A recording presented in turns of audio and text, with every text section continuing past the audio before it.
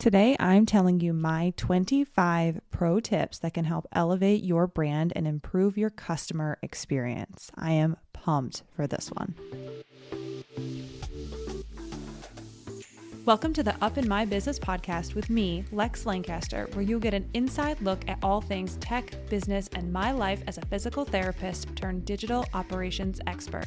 You'll hear all about my lessons as a business owner, the ins and outs of tech for your business, and more. From SEO, websites, and email marketing to automations, launches, and copywriting, I've got you. I'm so excited you're here. Let's dive in.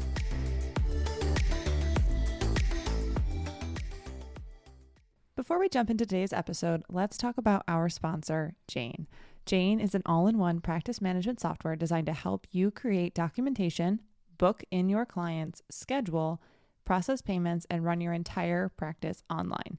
The team at Jane knows your time is valuable, so they've created online intake forms to help you spend less time on paperwork and more time with your patients. They are amazing, by the way. These intake forms are fantastic.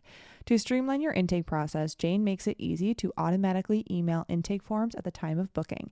You can gather patient data, consents, insurance information, and payment details all before your patient even walks through the door. And to help them remember to fill out their forms, Jane has you covered with a friendly email reminder sent 24 hours prior to their appointment. To learn more, head to jane.app/guide or use the code LEX1MO at sign up to receive a 1-month grace period applied to your new Jane account. That is, again, LEX1MO at checkout. Welcome back to another episode of Up in My Business. I am super excited for this episode today. I have taken my 25 pro tips, a post that I made on Instagram back in February about, essentially how to elevate your brand. And I'm going to make this a podcast episode because, one, we know that people are not scrolling back, but also I think it was super, super valuable and I loved posting about it. And I think I'm going to turn it into, of course, another post in the future, but I want to share it here as well for those who like to listen instead of read. So with that being said, we're going to start Up in My Business off with business and life updates. I'm looking outside right now. It's Sunday night at 5 o'clock and the sun is basically set. So it's dark out. Obviously, we all know that the end of daylight savings time brings some dark nights. And well, I have to be honest, it's dark outside and it's one of the hardest times, but I do need to say that I'm super grateful. I turned to Shantae today and I was like, I'm so grateful that I live where I live right now.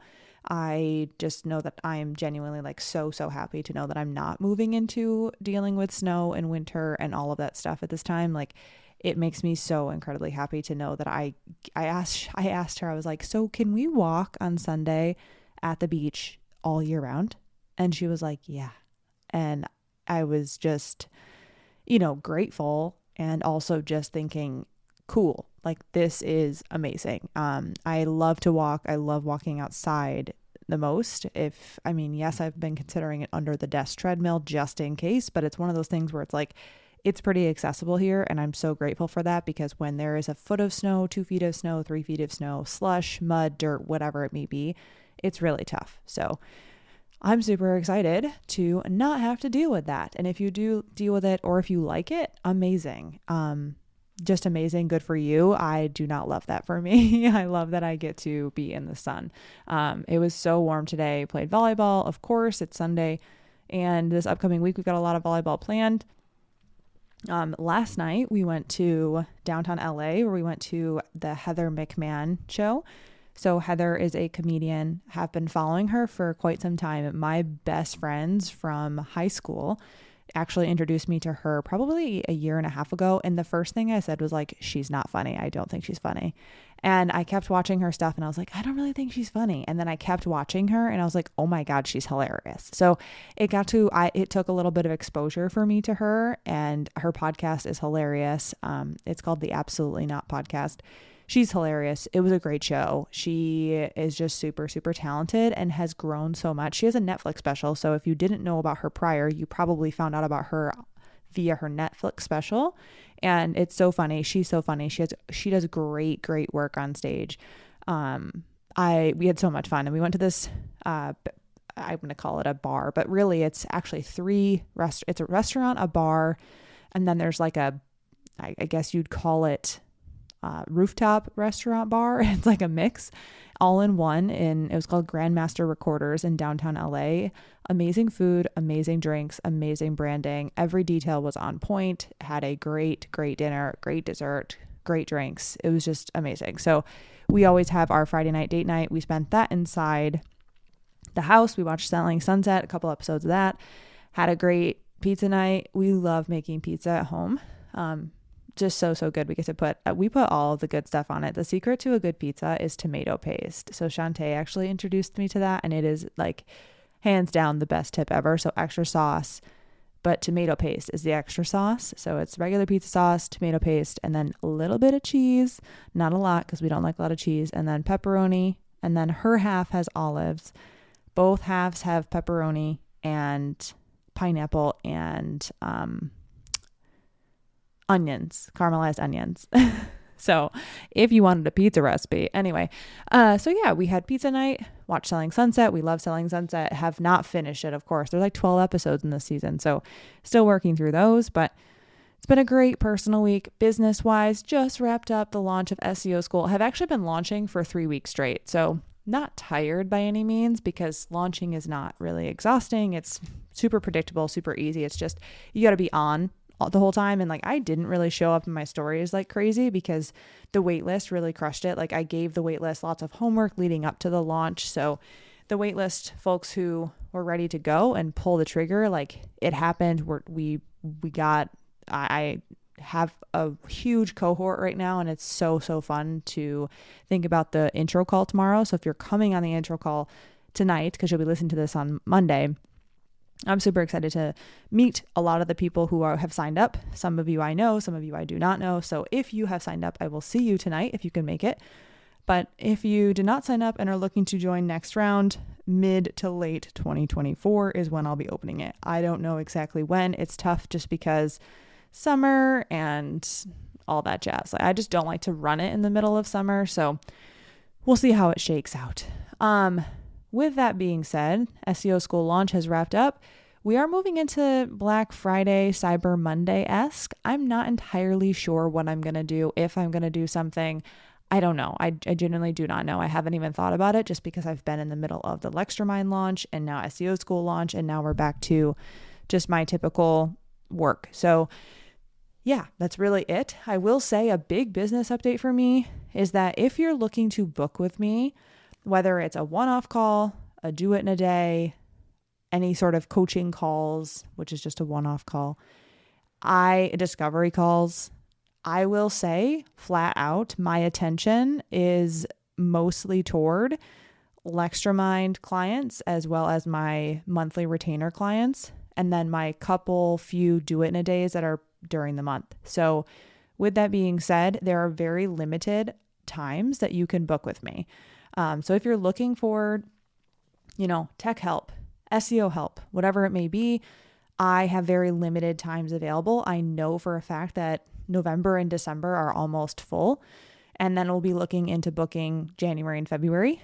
So if you're looking to book, especially a do it in a day, I'm booking into January and February right now. So if you're looking to book something like that, please contact me so I can get you on the books. I think people are checking out my schedule and seeing that I'm full. And yes, 1000%, because I have Lextramind and I have my retainer. I don't just operate off of one-off calls. So if you are looking for one of those, scheduling ahead is super key.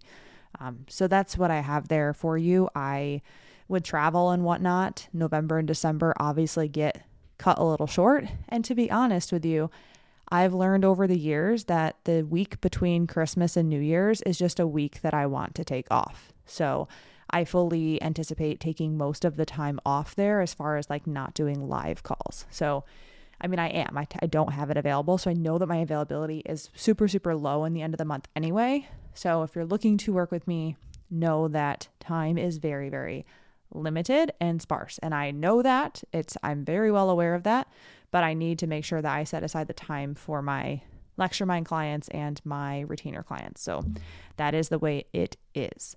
If you have questions, please let me know, but that's that. I will say I am toying with the idea. So I also have what I call Voxer only. So the voice memo software that I have, it's an app on your phone. It's voice and text. And I'm considering doing Voxer only support. And that would be great for people who are doing SEO work. It would be great for people who have like general tech questions all the time and just want like to have me in their pocket, if you will. I am considering putting that like out there. I do have a couple clients who do this already, but if you're looking for that type of support, let me know. I do have openings, if you will, for this type of support because it's not a live call with me. It's just Voxer access. And more or less so, I do think it is one of the best ways to stay accountable and have someone to talk to about SEO. So it's just like as much as you want to talk to me, quote unquote, on the phone with your voice monthly. So if you're doing SEO work, it really could be very, very helpful. But that's like something I'm really looking into because I know that people are looking for support in that way and they don't necessarily need a coaching call. So if you're interested in that, just let me know. Kind of just floating the idea. Might send an email out about it anyway. But all right.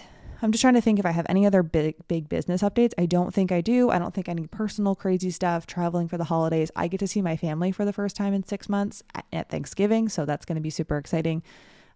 More to come on that. But other than that, let's jump in. Let's talk about today's topic. So today's topic is 25 pro tips, aka just tips from me, that elevate your brand and improve your customer experience. So I first posted this on Instagram and I'm probably going to post it again today, Monday, because I essentially collected all of the things that I kept seeing over and over again that were good in business. Like, we should do this. We should do more of this. We should check this. So I'm just going to run through them, maybe elaborate on them a little bit here, just so that, we can talk a little. It's better to elaborate on something on a podcast than it is on Instagram. So we'll go into that here and then we'll wrap it up realistically. There's 25 things. So I got to read, right? I don't want this episode to be 55 minutes long. So number 1, make sure your email, so the send mail as section of your email name makes sense. It should be your name or your business name so that people know who is dropping into their inbox. So this is regular email and email marketing software. You need to send yourself an email and see who it's coming from. It should say like your name or your business name.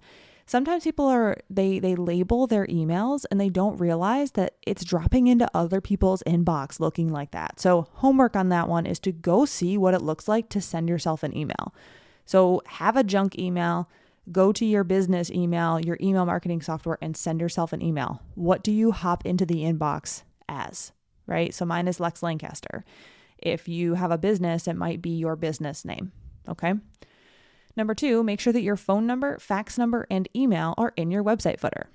That's a simple one. So if you have an in-person business, you need to make sure your address is also in there, and that's number 3. So make sure your address is in your website footer of your emails and I just said in your website. So website footer and the footer of your emails. So once again, number 2 is make sure your phone number, fax number, and email are in your website footer. And then make sure your address is in your website footer and in the footer of your emails. You can also choose to put your phone number and your fax number and your email in the bottom of your email as well. That's fine, but the must is the address. People like to see that your address is in your email footer. Number 4 is customize your Zoom waiting room with a logo and a quick message to those in your waiting room. I have a post on this somewhere. I should probably link it in the show notes. But to customize your Zoom waiting room, you just go into the Zoom settings on a computer on the Zoom website, not on the Zoom app, and go to waiting room and you can customize your waiting room. Yes, this is a paid feature. So if you don't pay for Zoom, you won't be able to do it. But that is something that I would love for people to do more of. 5, put your photo in your email signature. I truly think that it's super, super important to put your photo in your Gmail or your Outlook, whatever you use, signature. For your email marketing, you can choose to or choose not to. I choose not to, but if you want to, I do think it's it's great. It's wonderful. I think having your photo in the bottom just gives people a way to relate to you and look at your face after they get through reading your email.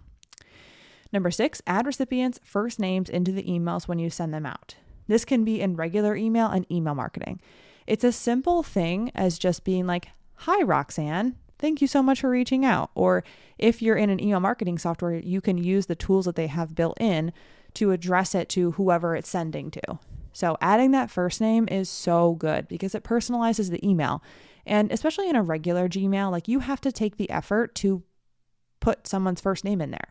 You can choose not to, but it's very easy to just start the email with a hi, quote, so-and-so, etc. Okay. Number 7, make a branded email template in your email marketing software using your logo and brand colors. This is as simple as how to use ConvertKit. So with ConvertKit, you really just want to make sure that you have a branded email template. Put your logo in there, put your name in there, put your brand colors, make sure everything looks good. And if you have a different email marketing provider, you can check it out. They might be able to give you a custom email template, but within ConvertKit, you can create an email template. That just makes it so your emails always look the same. And I really, really enjoy that. And I really encourage that. Number 8, have your name in your Instagram bio, not just your business's name. I cannot tell you how much this drives me nuts. I want to address you. So I want to send you an email and say, hey, XX, thanks so much for DMing me. But if you don't have your first name in there and I don't know who you are and there's only your business name, now I can't find your name. And I'm not trying to not address you and call you by your name. But if your name is not in your Instagram bio, no one knows. It's not just me. So I would say make sure you have your name in your Instagram bio. And Shantae teaches us that in the Instagram intensive. So I've heard it 1,000 times. It's just so, so important. Number 9, pay for the software that you use so you can remove the software company's logo and use every feature of the software. It's a write-off, folks. And also, if you're running an online business or a brick and mortar, I don't really care which one it is, these are all costs that are associated with doing business. If you don't pay for the software, I understand when you first start off, it's really hard to pay for all the things. That's why if you listen, I don't know what episode it is, I talk about my journey and like my software journey and what software I started with and what I'm on now. There's a reason why you don't pay in the beginning for some things because you can't afford it. That's why I wasn't on Kajabi in the beginning. And now I run my courses on Kajabi. I get it. But also, if you have Canva and you can't export at high quality, that's just going to make your posts look bad. So don't do that. Like upgrade your software, truthfully, upgrade it so you can export your stuff at high quality. That makes a huge difference in your presentation. And for the $12 a month, it's so, so worth it. And any money that you make, right?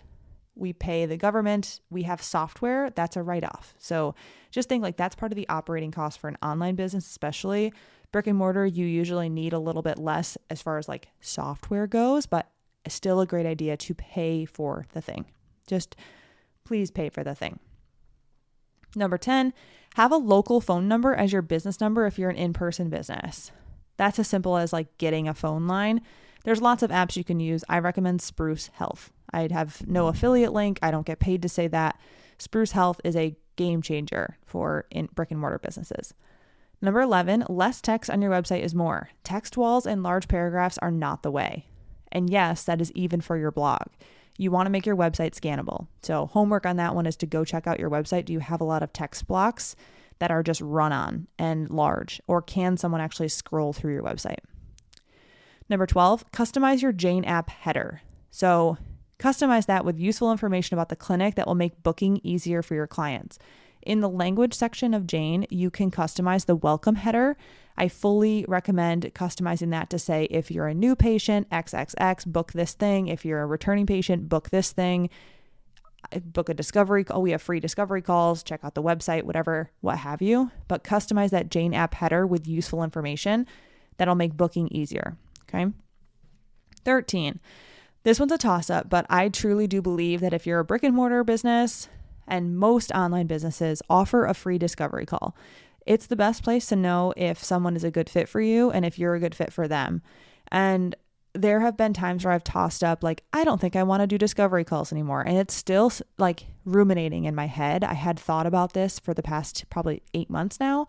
I'm not sure what I'm going to do yet, but I do think that when you're first starting out and when you're, a couple of years in even, like I'm 4.5 years in. So I'm just trying to decide what would save my time. And discovery calls do end up eating up a lot of time. And the stuff that we talk about on a discovery call can typically be answered via email and with my service brochure. So just understand, like, free discovery calls are amazing, especially for a brick and mortar business, but online business, mostly I would say offer them until you absolutely do not feel like it's appropriate. 14, online booking is a game changer. Highly recommend it. It's really tough to do online booking. I understand when you're just starting out because you might not have a consistent schedule. I hear you. I don't not hear you. Believe me. Online booking is so good though, because it allows you to time block your schedule. It allows you to not go back and forth with people and say, I don't know when I'm available. When are you available? Let's find a time, because you end up wasting a ton of time doing that. Online booking is so powerful, and it ends up freeing up a ton of your time. So yes, it's really tough to set up in the beginning, but once you set it up and have specific time blocks that people can book specific things in, it really does save a ton of your time. 15, Squarespace scheduling and Acuity scheduling are the best. So let me back up. Squarespace bought Acuity scheduling. So it's the same thing. So whether you've heard Squarespace scheduling or Acuity scheduling, that's what I'm talking about. It is the best software for scheduling coaching calls, meetings, etc. It's not for your EMR. EMR is JNAP, like 1000% EMR. The best one is JNAP. But if you're doing coaching calls, if you're doing any sort of like one-off discovery calls, except for brick and mortar businesses, so this is online business, okay? Acuity scheduling is the way. People can pay you for the calls. You can do free stuff. You can invoice people. You can set up as many reminders as you want. You can send text reminders, email reminders. Yes, this is a paid plan, and the growing plan allows you to have text messages. I do think text message reminders are worth it. So I believe that's now like $25 or $27 a month. But anyway, that's the best scheduling software. 16, customize any automated emails and texts that go out from software that you use. So whether that's scheduling software, EMRs, whatever you have, customize everything that is automated. Things are automated, but automated stuff usually sounds very robotic and boring. Go brand it up. Like, make sure it actually reflects your brand. If you talk a certain way, your automated emails that come from these software should sound like you. All right. 17, I have just said this a second ago, but if you're a brick and mortar business, it's great to have Spruce Health as your phone software. And then for an online business, it's really good because you could have Sideline as your business phone. So brick and mortar, Spruce Health, online business, Sideline, both of them are very affordable for what they do. And if you want to ever have texting in your online business, you need to have a separate phone number than your personal phone. Take it from someone who gave out my personal phone in the beginning. It is a game changer to have a business phone number that you only use for business. Yes, for brick and mortar as well, because when you first start out, you're like, I can use my personal phone. And then your business grows and people are texting you and you can't separate your weekend from your work day or your work week, and it becomes too much. So Spruce Health for in-person businesses, Sideline for online businesses is what I would recommend. 18, Squarespace is a superior website platform. If you want to have control over your website after a designer finishes their work, wants a website that looks good, and if you just want to have good SEO. So Squarespace, I've been getting a lot of requests from people and questions from people because they're being told they need to switch from Squarespace to WordPress in order to have good SEO, in order to have a better website. Complete BS, if you want me to say it straight. Squarespace is a great website platform. It is what I recommend everyone uses because it is so user-friendly. I want you to be able to use your own website and to edit your own website. I know for a fact that people switch to WordPress from whatever platform and they end up going back a lot of the times because they cannot manage it without someone else helping them. That is frustrating, and that's really, really hard, and it sets you up for essentially having to pay for someone to do it for you whenever you need help. And it's just not helpful in the long run. So Squarespace is always going to be the website platform that I recommend. 19, make it easy to book or inquire on your website. Whether you have a form, a way to email you, a way to call or text you, online booking. I truly believe having all of them is a good idea. Unless you don't have call text. If you're an online business, you might not have that. That's fine. I would make sure you have a contact form, a way to email you, and any sort of online booking that you offer all on your contact page. It gives people the opportunity to contact you in the way that they like. Some people will never email you, but they will definitely submit a contact form. Some people will never do either of those things, but they'll definitely book a call with you. So make it easy to do all of those things. 20, have podcast artwork that is square. It makes it easier for your guests to share on their own websites and socials. When you have a funky podcast art, funky sized podcast artwork, it's very difficult for people to share it, because whether they're sharing to Instagram or Facebook or their own podcast page, if you have a funky size like 4:5 or 5:4, it's really tough. Just make it a square. Everybody can put a square anywhere without chopping it off. So make sure you have an option for your podcast artwork that is square. Okay. When you have a podcast, each episode is number 21. Each episode of your podcast needs to have its own episode page on your website. So if I were to record an episode with you, okay, you would want to make sure that you had the link to your episode. If I just gave you my podcast link, whether it's Spotify, Apple, or Buzzsprout, it's going to bring you to the whole entire show's page. Or if I give you Apple or Spotify links, it'll bring you to that software on your phone. Well, if I don't use Spotify to listen to my podcast, now suddenly there's not a link to listen. And you open it up, you're like, well, I don't use Spotify. Now I have to go find it anyway. That's annoying. So have your podcast separated into episodes via, it's actually a blog insert on all websites, so that you have separate links for each podcast episode that can be shared for each episode.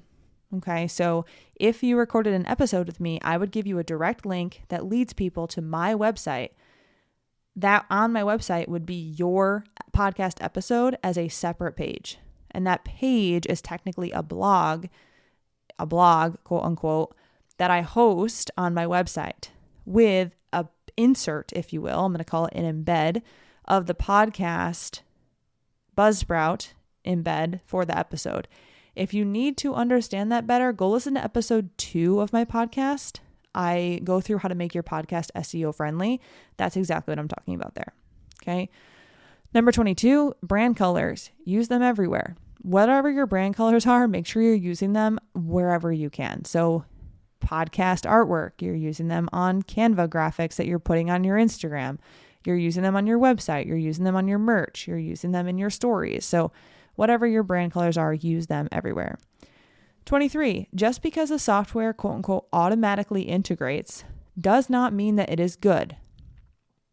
And I'm specifically talking about the fact that if you use Jane, it does integrate with MailChimp. I love Jane dearly. I do not like MailChimp. I have found that clients have a really hard time using it. They're not able to activate any sort of consistency with email marketing because it's so difficult for them to do a landing page. You can't have products on there. It just is very much so inferior to ConvertKit.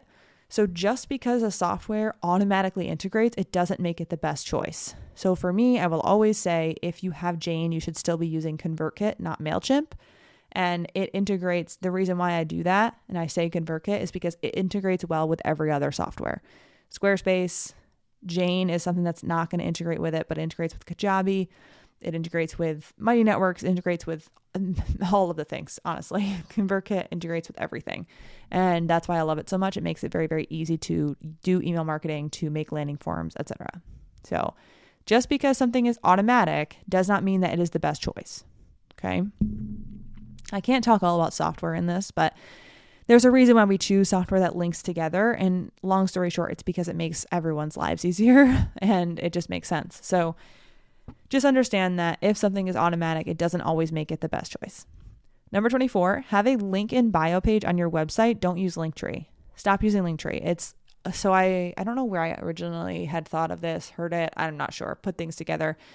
Using Linktree is like doing a group project, if you will, and then you do the whole thing. So you do the whole group project and you give someone else the credit for it. That's what using Linktree is doing. You want to give yourself the credit. So put that credit, that's your website. Put the link in bio page on your website. I have a tutorial on my blog. It is how to create a link in bio page on your website. Go follow it. It's the same for any sort of platform, whether it's WordPress, Squarespace, Wix, a page, no header, no footer, buttons to make your links, and that's it. So go do that on your website. Number 25, when I originally posted this, I said have brand photos taken. I am going to say that I just want you to have photos. Have photos taken. Photos of you, photos of your space, photos of you doing the thing. You need to have photos of yourself on your website. Using stock photos across your website, using stock photos across your entire Instagram is not the way. So my biggest suggestion is just to have photos. If you can't afford brand photos, if you don't want to do specific brand photos, okay, cool, great. Make sure you're at least having photos that are appropriate for your business and yourself. Okay, ran through that really quick, but like I said, I don't want to make this episode a gazillion hours long. Those are my 25 tips to really elevate your brand, elevate your business, suggestions that you can take to do these things, and a little bit of why, right? So I broke down the ones that we needed to break down and just let the ones rest that were pretty self-explanatory. If you have questions, let me know. And that's really all I have for you today. So let's wrap it up. I want to thank you so much for tuning in to another episode, or if this is your first episode, thank you so much for listening. I look forward to publishing another episode and talking to you next week. Thank you so much. I will catch you next time.